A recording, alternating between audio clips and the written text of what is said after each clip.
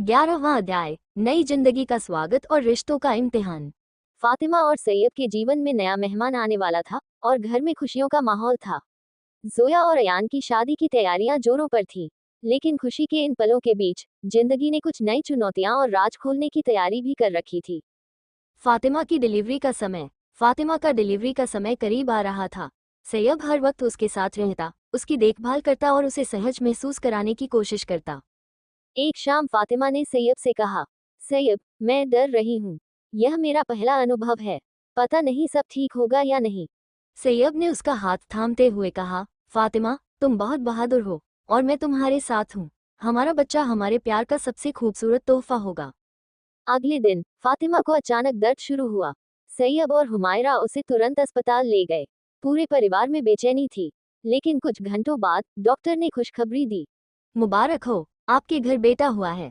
सैयद की आंखों में आंसू थे। वो बच्चे को देखकर बोला, ये हमारी जिंदगी का सबसे खूबसूरत पल है। फातिमा ने बच्चे को गले लगाते हुए कहा, ये हमारा छोटा सा फरिश्ता है। जोया और अयान की शादी की तैयारियां। फातिमा के ठीक होने के कुछ हफ्तों बाद जोया और अयान की शादी की तारीख तय हो गई। पूरा परिवार शादी की तैयारियों में व्यस्त था। अयान ने जोया से वादा किया था कि वो उसकी हर शर्त का सम्मान करेगा, लेकिन शादी के करीब आते ही अयान के परिवार से एक ऐसा राज सामने आया जिसने सबको चौंका दिया।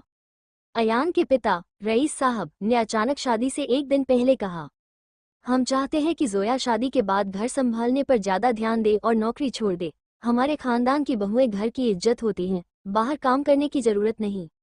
ये सुनकर जोया गुस्से में फूट पड़ी। ये हमारी शादी की शर्तों के खिलाफ है। मैंने पहले ही साफ कहा था कि मैं अपने करियर से समझौता नहीं करूंगी। अयान, क्या तुमने अपने परिवार को यह नहीं बताया था? अयान असमंजस में था। उसने जोया को शांत करने की कोशिश की। जोया, मुझे माफ कर दो। मैंने कोशिश की थी, लेकिन शायद उन्हें ये बात समझने में वक्त लगेगा। सैयद और फातिमा का हस्तक्षेप। जब यह मामला सैयद और फातिमा तक पहुंचा, तो सैयद ने जोया को समझाते हुए कहा, तुम्हें अपनी बात पर डटे रहना चाहिए।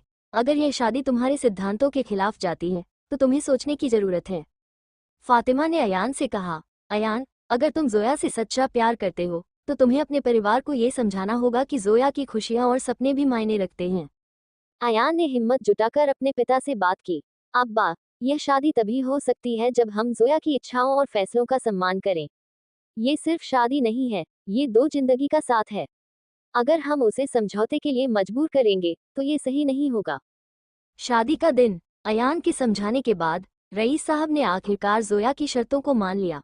शादी धूमधाम से हुई। जोया ने फातिमा और सैयद को गले लगाते हुए कहा, आप दोनों के बिना यह मुमकिन नहीं होता। आपने मुझे ताकत दी और मेरा साथ दिया। नए रिश्ते और नई शुरुआत। शादी के बाद पूरा परिवार बच्चे के साथ वक्त बिताने में व्यस्त था। हुमायरा भी अब अपने अतीत को पीछे छोड़कर अपने पोते के साथ नई यादें बना रही थी।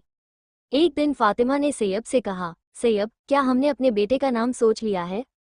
सैयद ने मुस्कुराते हुए कहा, मैं चाहता हूं कि हम इसका नाम आरिफ रखें, जो ज्ञान और समझदारी का प्रतीक है। फातिमा ने सहमति जताते हुए कहा, ये नाम बिल्कुल सही है। हमारा बेटा हमारे रिश्ते की समझदारी और प्यार का प्रतीक होगा। अगले अध्याय की झलक। सैयद और फातिमा के बेटे की परवरिश के दौरान आने वाली चुनौतियां।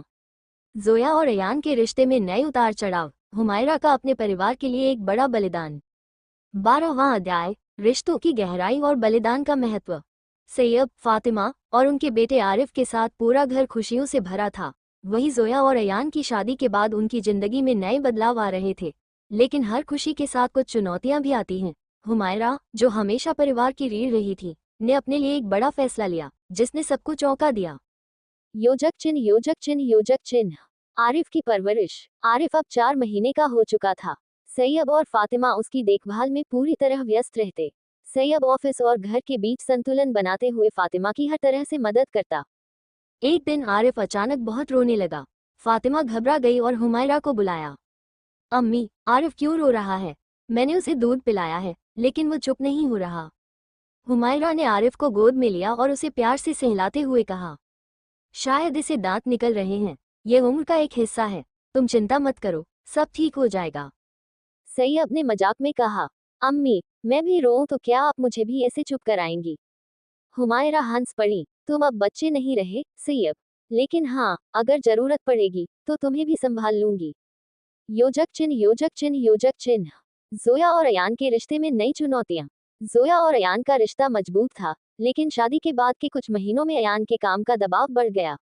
वह अक्सर देर से घर आता, जिससे जोया को अकेलापन महसूस होने लगा। एक दिन जोया ने अयान से कहा, अयान, मुझे ऐसा लगता है कि हमारा रिश्ता बदल रहा है।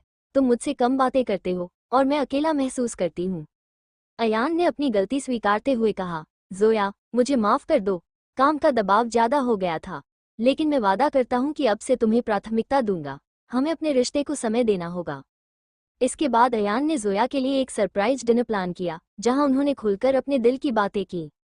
योजक चिन्ह योजक चिन्ह योजक चिन्ह। हुमायरा का बलिदान। हुमायरा ने महसूस किया कि सैयब और फातिमा अब अपने जीवन में स्थिर हो चुके हैं। उन्होंने सोचा कि अब समय आ गया है कि वह अपनी जिंदगी के लिए कुछ करें। एक रात उन्होंने सैयब और फातिमा को बुलाया और कहा, मैंने फैसला किया है कि अब मैं हज पर जाना चाहती हूँ। यह मेरी जिंदगी का सपना रहा है और मैं इसे अब पूरा करना चाहती हूँ। सैयब और फातिमा ये सुनकर हैरान रह गए। सैयब ने कहा, अम्मी, हम आपको जाने से रोकेंगे नहीं, लेकिन हमें आपकी बहुत जरूरत है। हुमायरा मुस्कुराई और बोली, अब तुम्हारा परिवार पूरा हो चुका है। मेरा सपना पूरा करना ही मेरे जीवन का सबसे बड़ा संतोष होगा, और मैं हमेशा तुम्हारे साथ रहूंगी, चाहे दूर क्यों न हो। योजक चिन्ह योजक चिन्ह योजक चिन्ह। शानदार विदाई। हुमायरा की हज पर जाने की तैयारियां शुरू हो गईं। पूरे घर में उनके लिए एक विदाई समारोह रखा गया। जोया ने अपनी भावनाएं व्यक्त करते हुए कहा, अम्मी, आपने हमें हमेशा संभाला। अब हम आपकी दुआओं के सहारे रहेंगे, लेकिन आप हमें बहुत याद आएंगी। फातिमा ने हुमायरा को गले लगाते हुए कहा, अम्मी, आपने हमेशा मेरी माँ की कमी पूरी की। आप हमें बहुत याद आएंगी। और हाँ, जब आप लौटेंगी तो आरिफ आपके पहले ही कदम पर दौड़ता हुआ आएगा। योजक चिन्ह योजक चिन्ह योजक चिन्ह।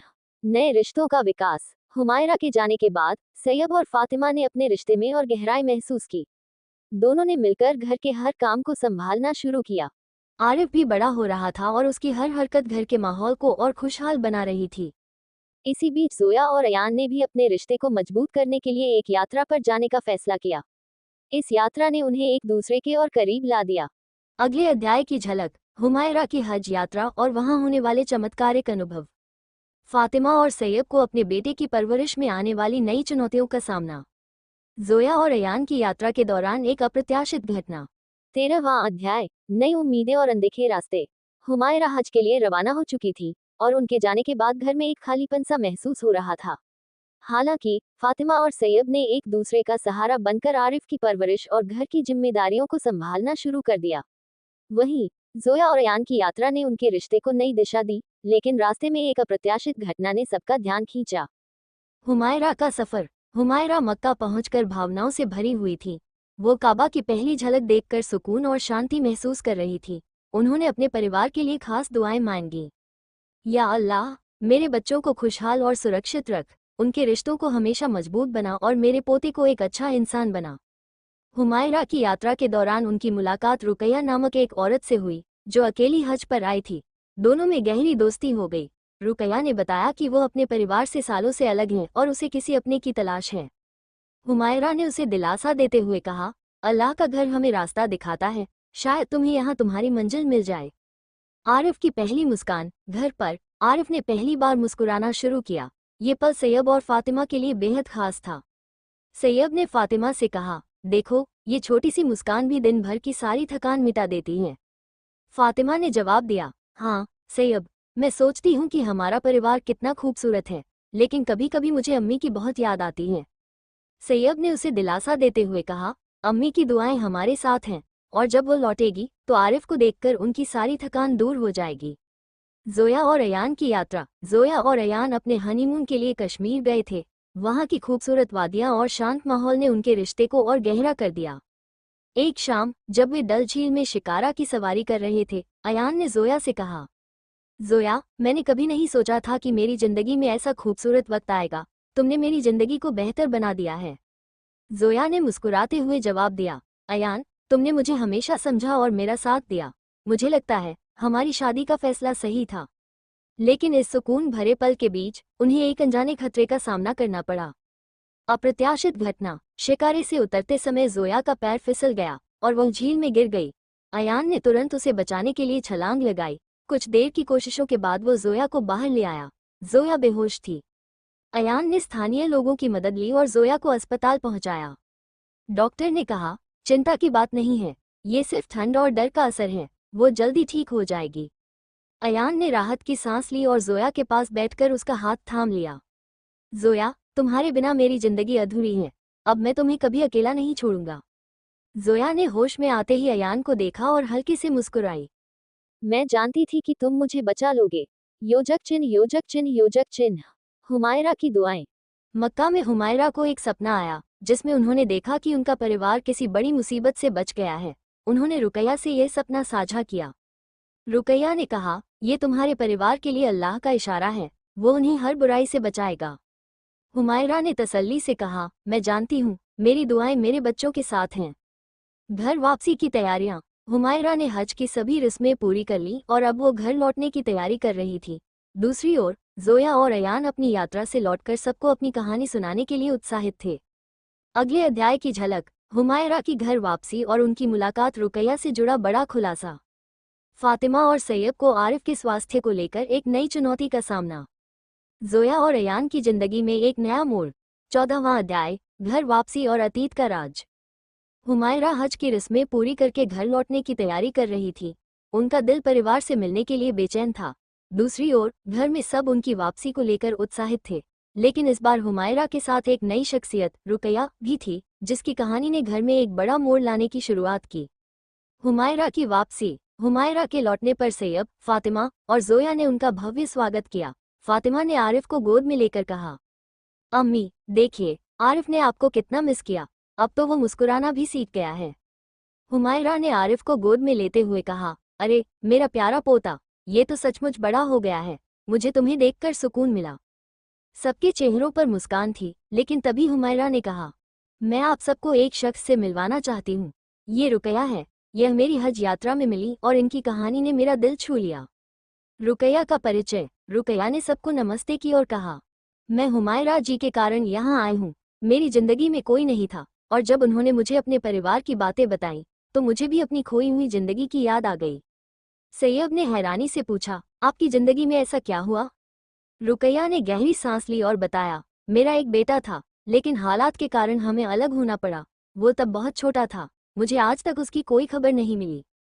सैयब और फातिमा का शक। रुकैया की बात सुनकर फातिमा और सैयब के दिल में हलचल मच गई। फातिमा ने सैयब से धीरे से कहा, सैयब कहीं ऐसा तो नहीं कि रुकैया का बेटा? सैयब ने उसे बीच में रोकते हुए कहा, फातिमा कुछ भी कहने से पहले हमें सच्चाई का पता लगाना होगा, यह महज एक इत्तेफाक भी हो सकता है। आरिफ की तबीयत खराब। हुमायरा की वापसी के कुछ ही दिन बाद आरिफ को अचानक तेज बुखार हो गया। फातिमा और सैयब घबरा गए। उन्होंने तुरंत डॉक्टर से संपर्क किया। डॉक्टर ने कहा, यह वायरल संक्रमण है, लेकिन चिंता की बात नहीं है, सही दवा और देखभाल से बच्चा जल्दी ठीक हो जाएगा।